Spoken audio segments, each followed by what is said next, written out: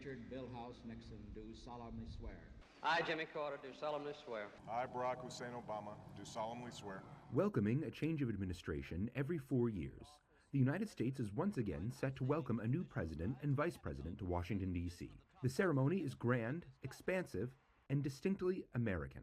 The 60th presidential inauguration, previously scheduled to be held outside, facing the National Mall, with an expected 250,000 people lining the streets, will now be held inside the U.S. Capitol Rotunda.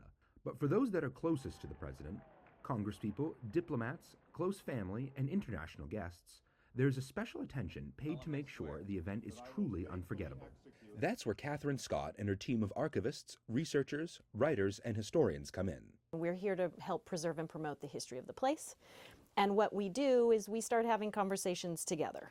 The U.S. Senate Historical Office oversees planning the theme of the inauguration and the platform program, a textual, photo, and visual overview of the historic event. We start these conversations 6-8 months before we know who wins that presidential election. So the theme that we develop has nothing to do with whoever may win or lose that upcoming election. It really is a theme.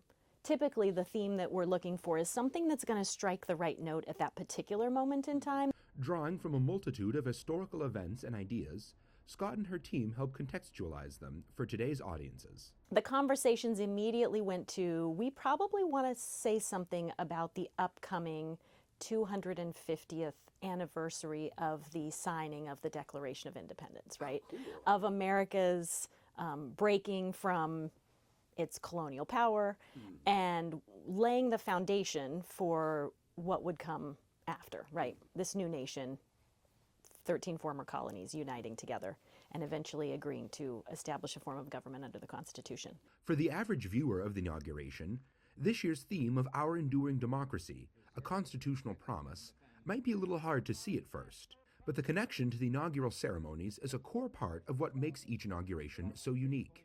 Our process is not informed by politics. Our portion of this process is that we write what they call as a platform program. And everyone who attends that special seating will receive one of these platform programs. And our essay with the theme is what is provided to each of these special guests who sit on the platform. It's something that very much sort of structures some of the remarks that you may hear. People will be reflecting likely this year on the Declaration of Independence and its preamble. Even though U.S. democratic themes and traditions carry a reverent tone, Scott hopes that viewers and listeners celebrate what the transition of power means to them. We often talk about the nation being deeply divided politically at this moment in time. But for this one moment, this one day, every 4 years, people do come together. They watch the ceremony, they participate in it in their own unique way. And it's very meaningful to people to understand that this is a part of our democratic process, to embrace whatever change has come, and to understand that no matter who wins or who loses, we're all in this together. Anthony LaBruto, VOA News, Washington.